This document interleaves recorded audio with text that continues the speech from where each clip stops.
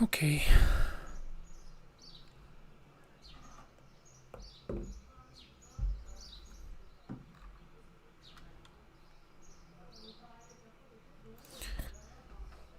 Okay, it seems we are live. I'm just checking if the audio and all is working.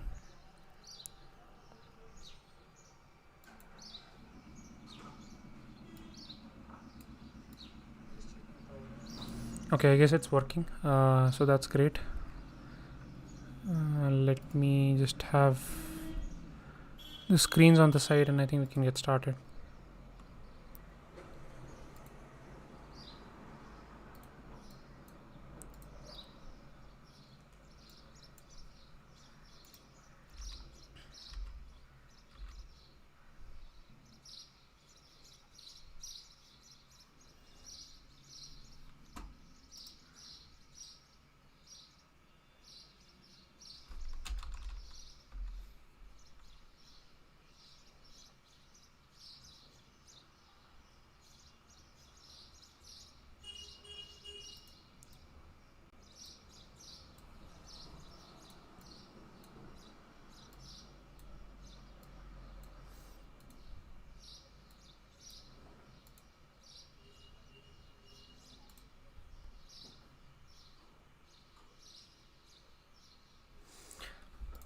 I guess it's working as expected.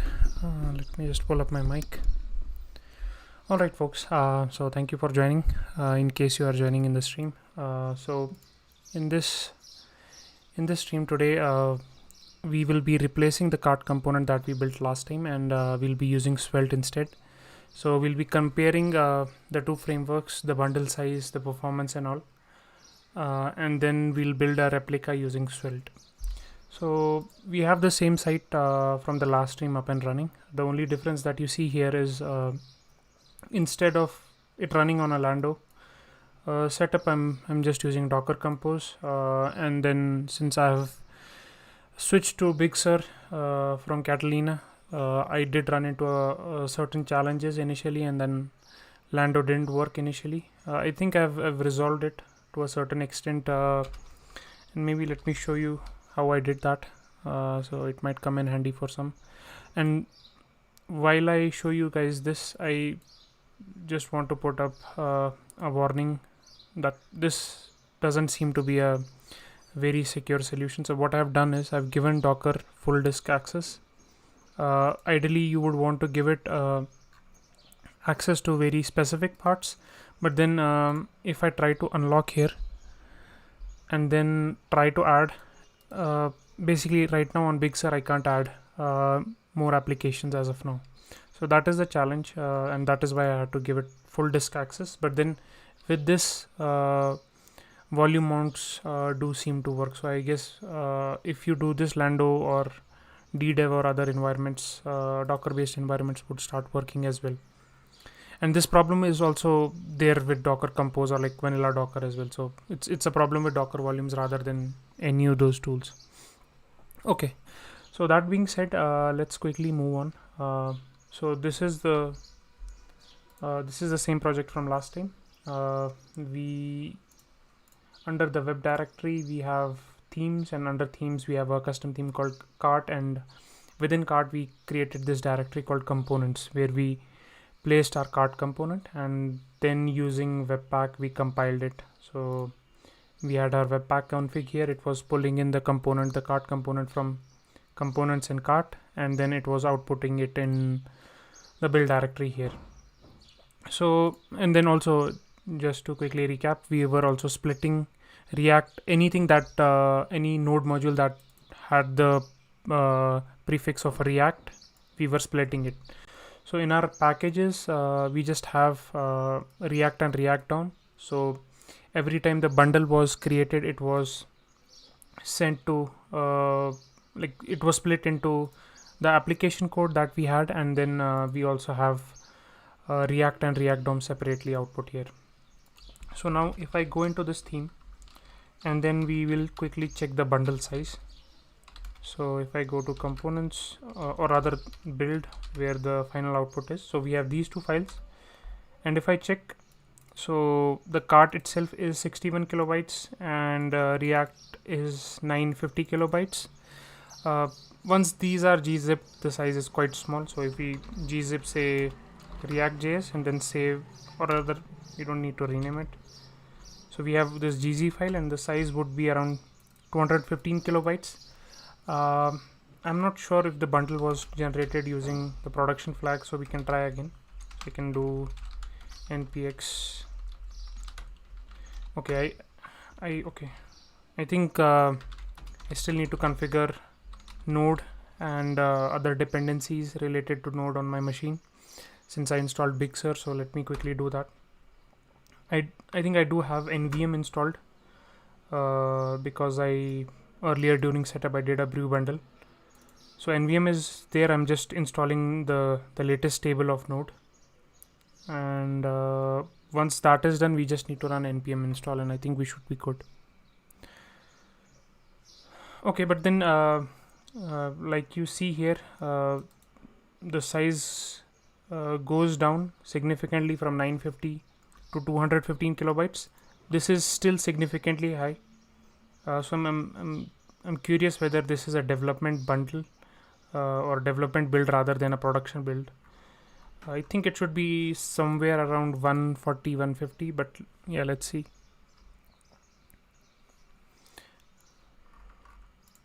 Okay, so we have Node installed, so I can do a npm install to pull in all the Node dependencies for this project that we had initially.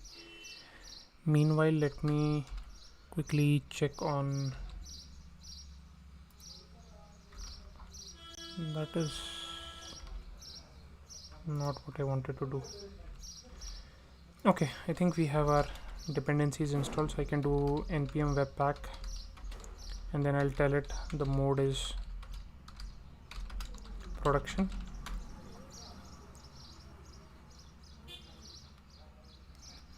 So this will output or generate the new files. It will replace react.js.gz and it will create a react.js.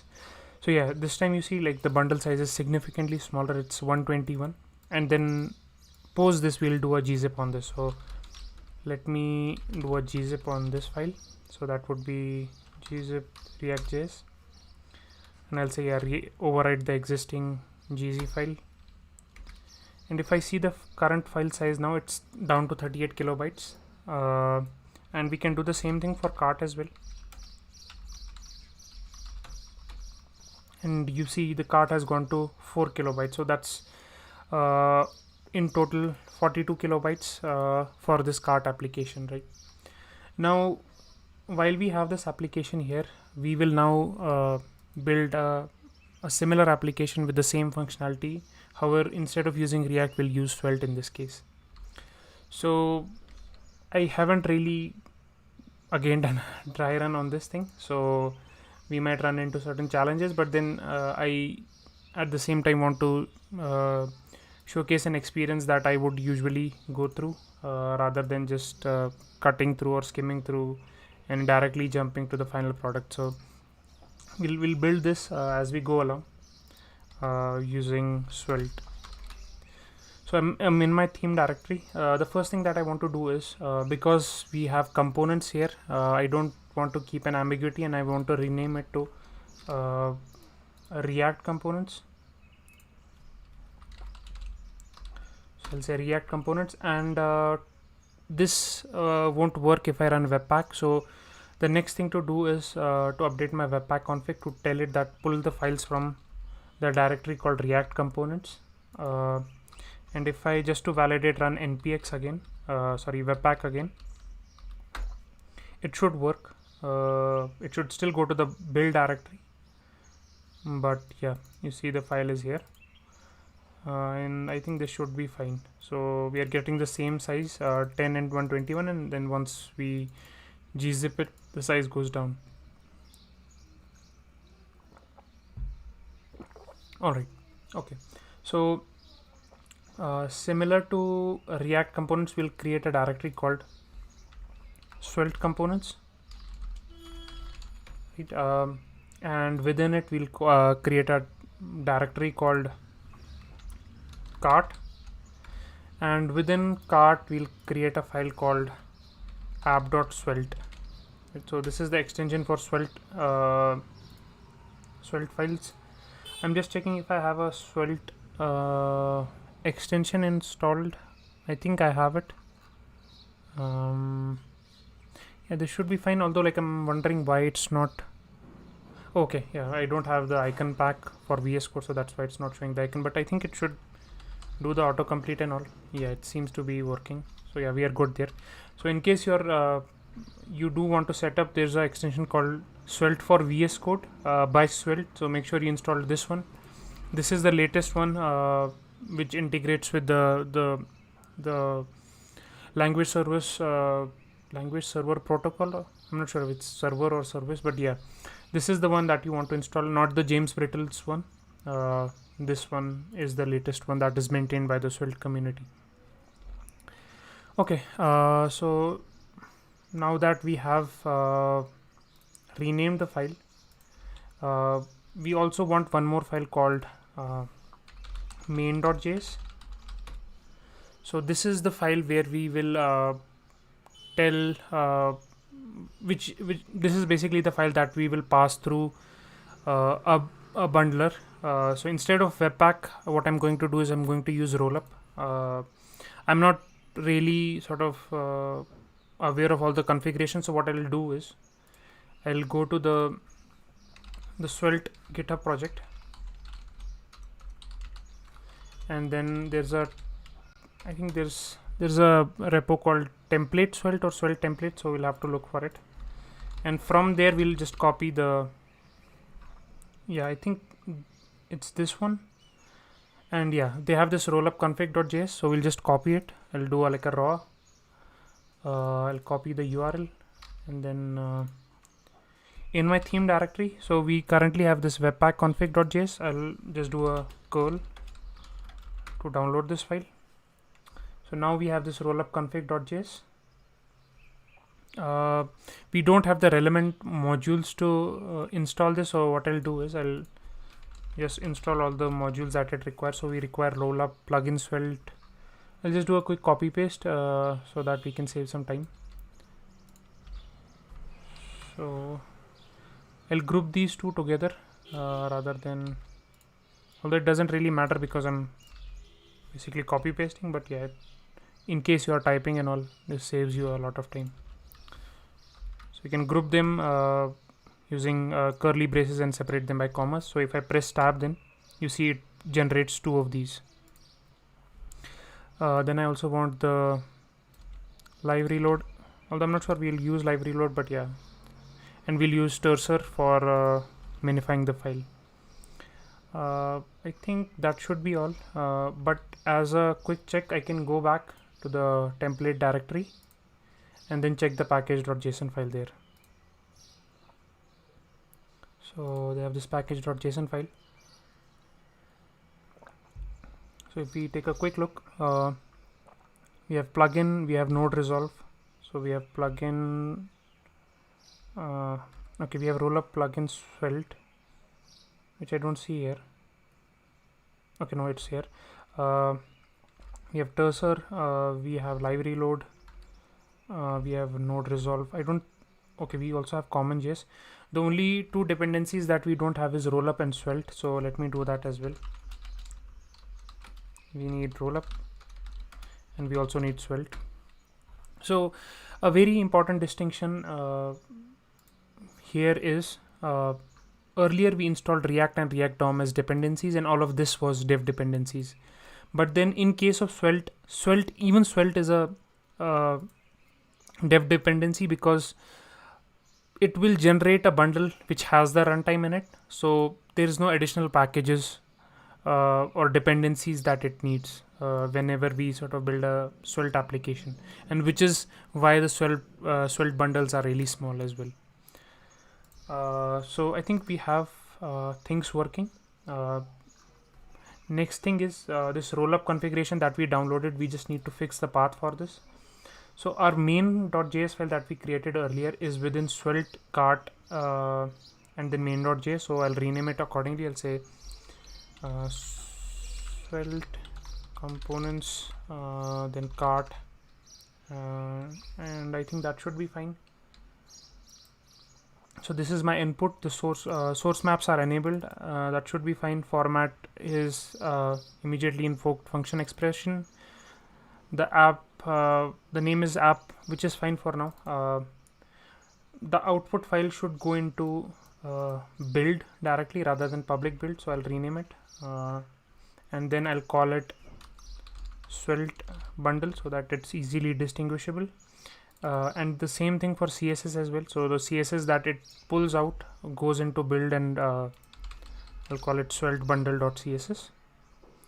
I don't need to worry much about these things. Live reload wouldn't work, but yeah, I think we should be fine with just building the application.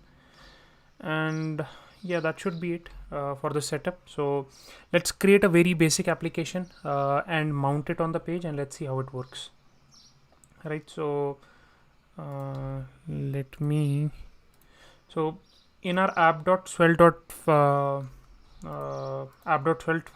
first of all, I'll rename it to uppercase. This is the Svelte convention, although it's not really mandatory, but it's a convention they usually follow. And to create a very basic Svelte application, all you need to do is just write some markup, and that is a good enough component for Svelte. So we'll say hello world, and this is fine. The next thing is similar to React, we render the component. We need to do a similar step here. So first I'll import app from the current directory. We have this Svelte app.svelte file, and then what we do is we say const app is equal to new app, and to this we pass in the target where it has to be mounted. So we'll use the same thing like before. In our React application, what we did is we used document.query selector cart route. So we'll do the same thing. We won't because at the same, we don't want to run two same application at the same time, right? Like we don't want to run a cart using React and Svelte at the same time. So basically, once we make some progress on the Svelte app, we'll disable the React application for the time being. We can pass it some props, but since this doesn't take any props, this should be fine. And yeah, I think that's all. We just export this, and that should be good enough. So now the only thing that we need to do is we just need to run rollup, right? So I can do npx rollup. I think this should be fine, or actually we need to specifically provide the configuration file. So we can say npx rollup-c. By default it will pick up rollup.config.js file if it's present in the directory. Otherwise I can, if my different or it's named differently, I can then pass it the value, but this should be fine, I guess.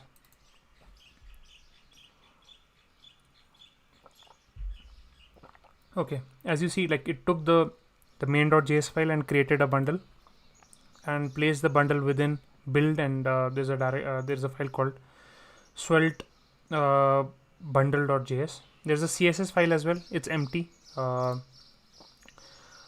the primary file that we are interested in is this Svelte bundle.js. Now this is a good enough start. I think what I'm going to do is since we won't be writing any CSS, I guess, and then we don't really need source maps because I think this is a very small application. I'll just disable them quickly, and it's working here, so I'll let it continue. It's OBS is, let's throw some warnings there. Okay, it did say like it got disconnected earlier, but I guess it's fine. Okay, so now that we are receiving these props, we can print them out. So I'll say print id, print title, and then also print image.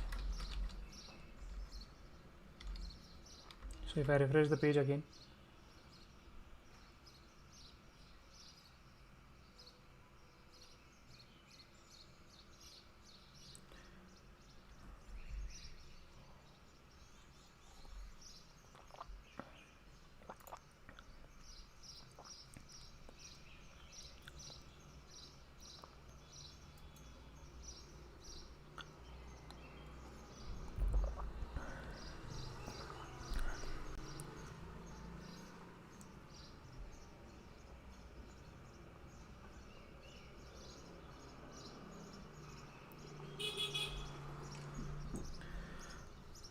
Okay, so as you see here, within the button we are getting the ID, the title, and the link to the image. So I think we are getting all the props, so that should be fine.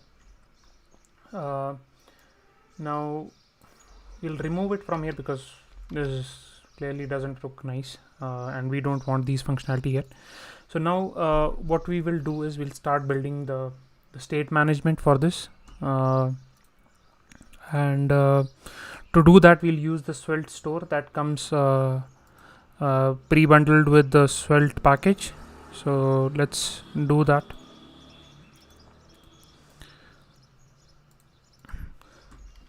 So I'll go here in the cart directory and I'll create a file called store.js, and within store.js I'll import from Svelte/store. It should be import. I'll import writable store, right? And this the way this writable store would work is I'll just say create a store which is writable, and by default it has an empty array within it, right? And then I'll export it. I think that should be fine, at least for now. So we have our store that we will be using to manage and keep a track of all the items in the cart, right? So I can immediately go to this add to cart button. I'll say import store from store, although the import should be a named import, and then also it should be small case. So this looks fine. And on the button I'll say like add a click listener. We'll call this handle click, and whenever I do this, so I'll say const handle click,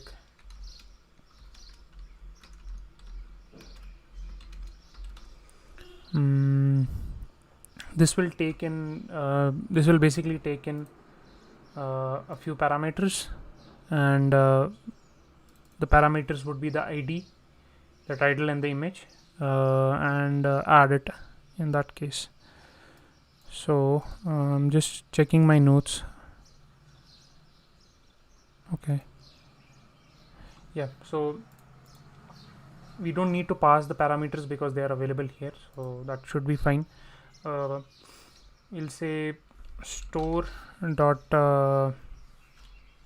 update the existing store. So whenever we do like store dot update, we get the current values of the store in a lambda, and then within that lambda what we'll say is spread everything from the existing store, and to that add these properties, this object basically which has these properties, right? So on click we are updating the store like this, and that should be it. I'll temporarily, what I'll do is I'll import the store here.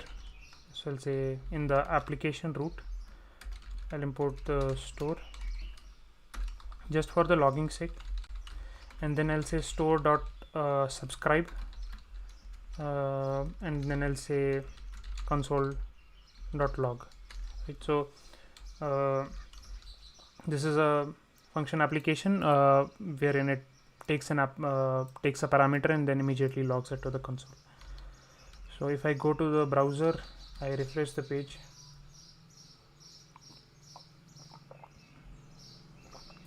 so initially it logs and you see the store is empty, but then if I click on add to cart, you see a value was added here, and if I click on this one, there's one more entry in it, and there's one more, and so on, right? So this seems to be working. The store is getting updated. Let's now remove this hello world and add a cart functionality here in this place.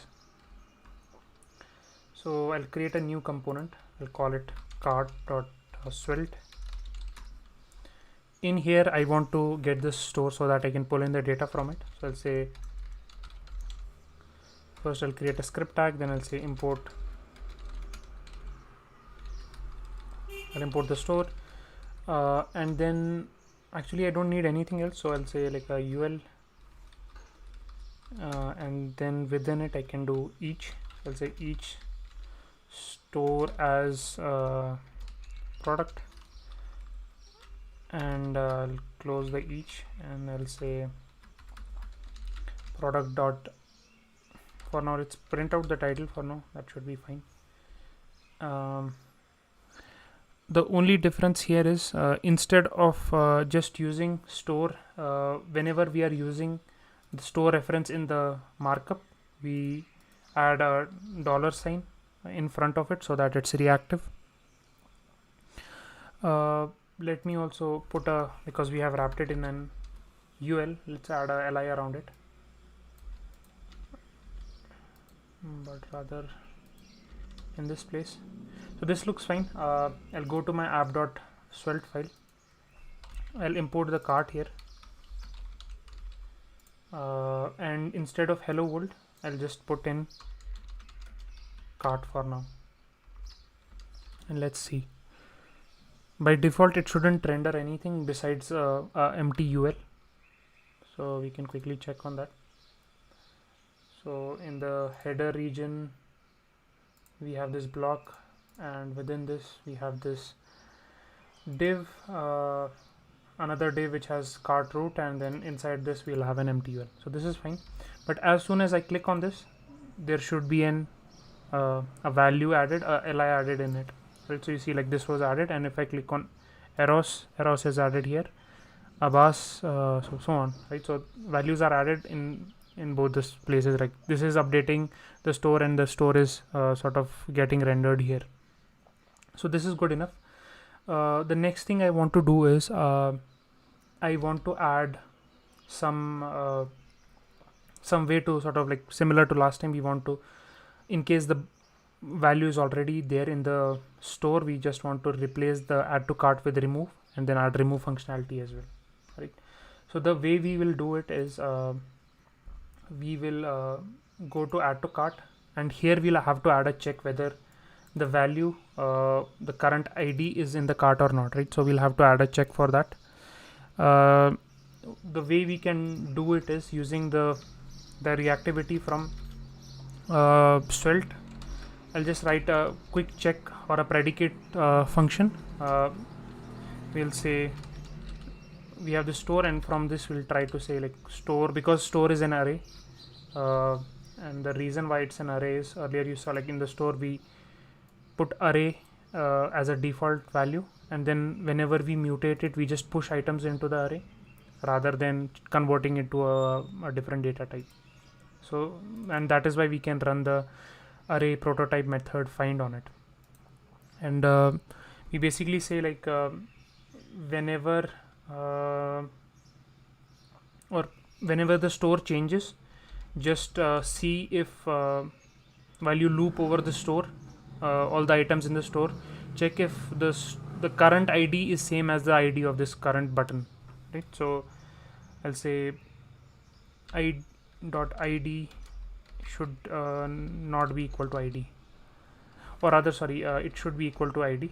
So if it is equal to ID, that means the store has this button, right? So in that case what we can do is we can do a if condition.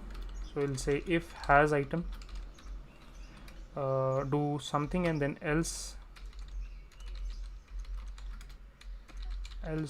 do something else, and then we'll just end the if condition. So if it has an item, then we want to show a remove button,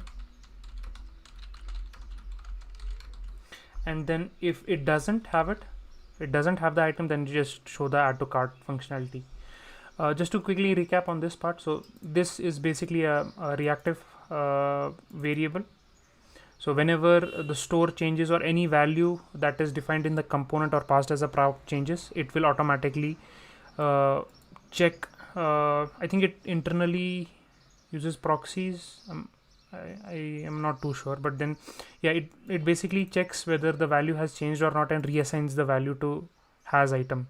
So based on whether the item is there in the cart or not, we check and we either show the remove button or show the add to cart button. So if I refresh here,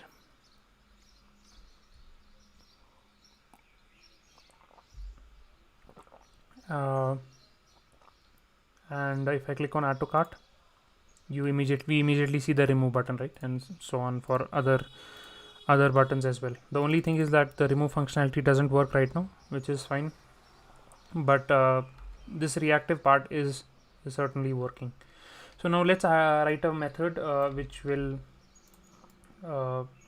remove the item. And now I realize like handle click isn't the best method name, so we'll rename it to something like add to cart. So I'll rename it here, and then the other one would be called remove to cart. This is similar to the last time, similar to the way we implemented it in React as well. So I'll say click and remove from cart actually. So let's say remove from cart, right? What this will do is rather than just appending to the array, what we'll say is filter all the items in the store, remove all the items or keep all the items besides the current item, so that way it will remove it. So we'll say s dot filter where we get a current item, and then we'll say I dot id should not be equal to the current id. This should be fine. Let's see if I refresh the page.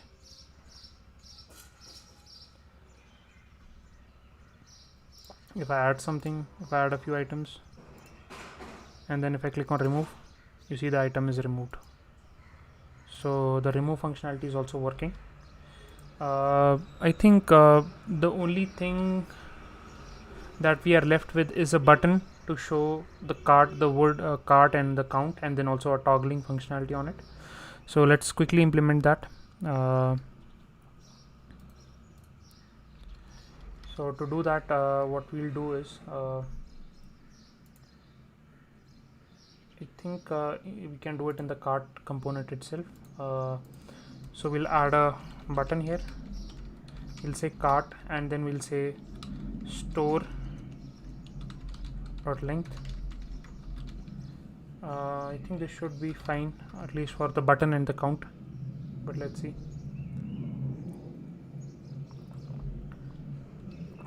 So if I click on add to cart, you see this is updating accordingly, but right now the toggle functionality isn't there. So the way we'll do it is we'll say let show cart by default is false, right? So we will wrap this in a if condition.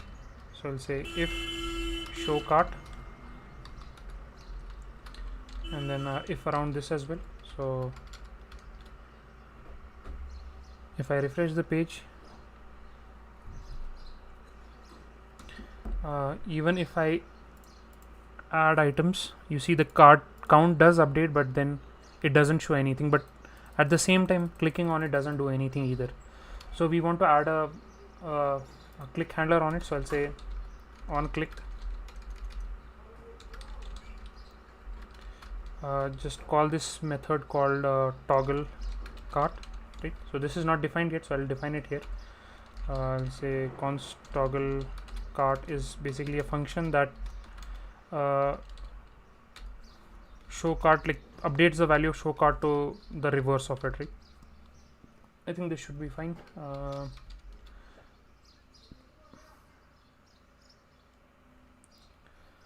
So once it mounts, I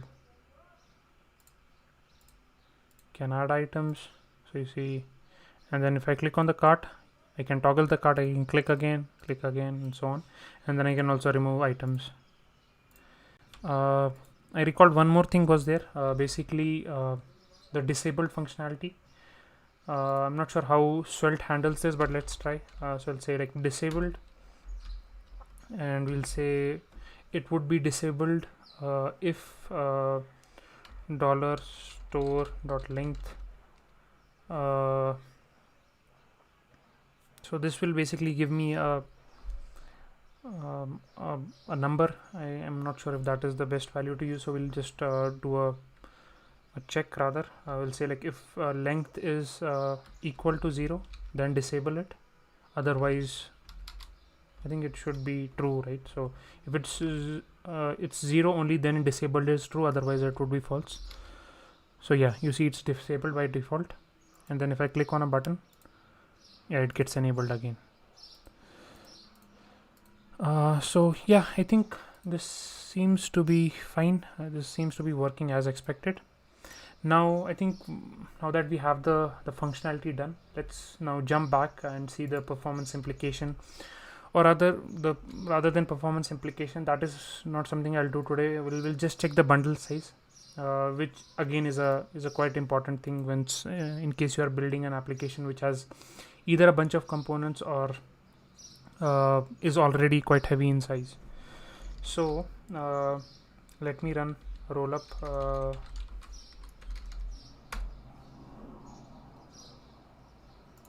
I don't think we need to pass production checks as such. I think by default it will do production. Yeah, I think it will do production by default. So yeah, if we are not passing the W flag, the -W flag, it will automatically be in production. So if we now go into the build directory, you'll see the Svelte bundle by default is 8 kilobytes, which is smaller than the application code that we wrote for the card. So immediately you see like Svelte is going to be really tiny in size, and it's actually so small that you can perhaps, like, if I don't generate a production build, you can easily read through the code, and it a significant part of it will make immediate sense to you. So now then, like, what we can do is we can probably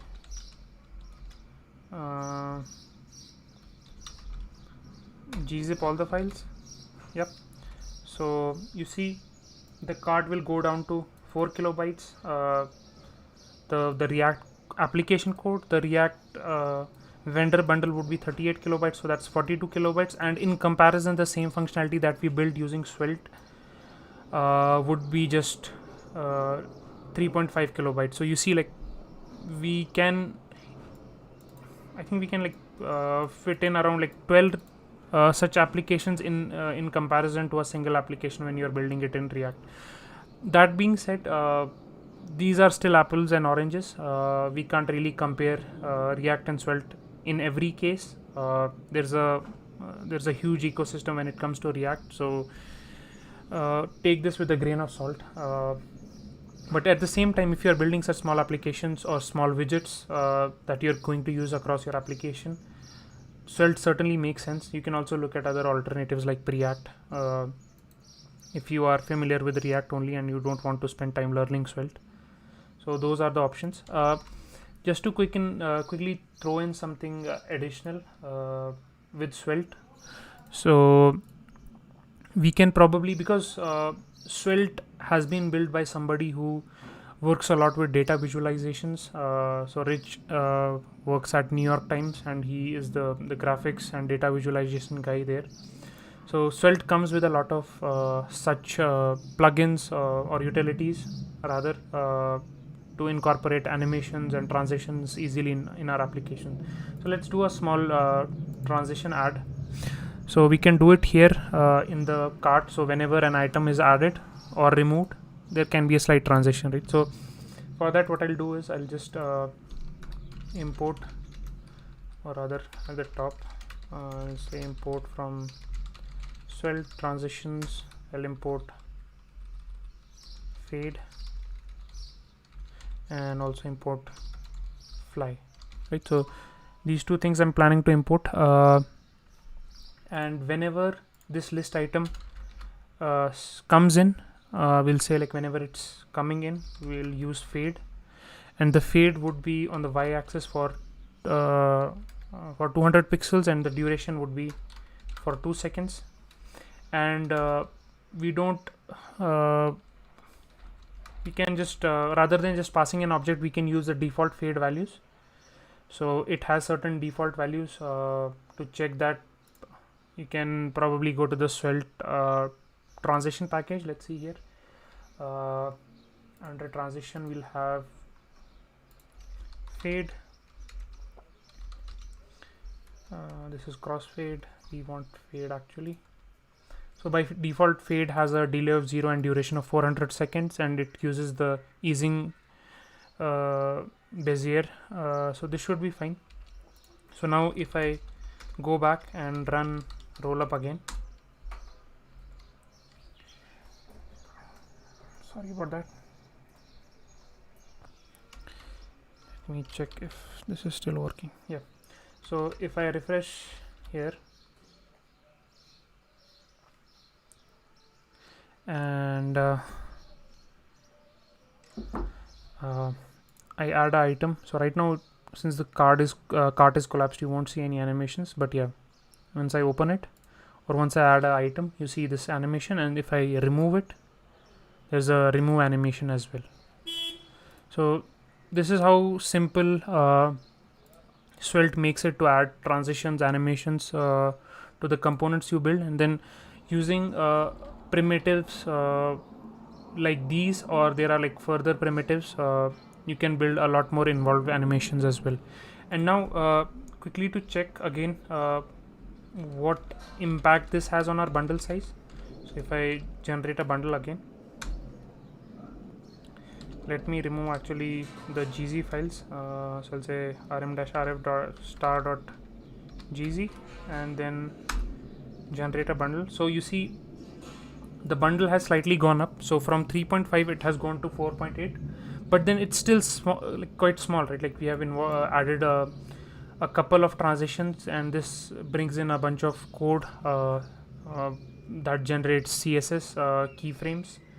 So even with all of these things, our application is still quite small, and something we can consider when building such widgets.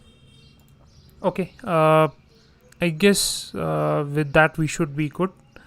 I didn't have the stream open as such, so let me pull that up quickly just to check if in case somebody joined and if they had any questions.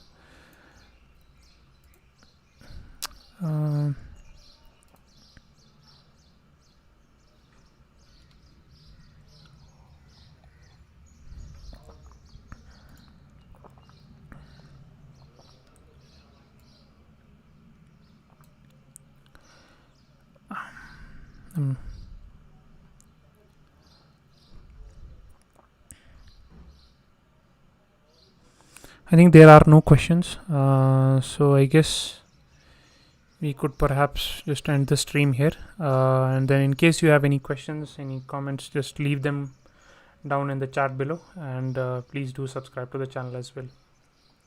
Thank you.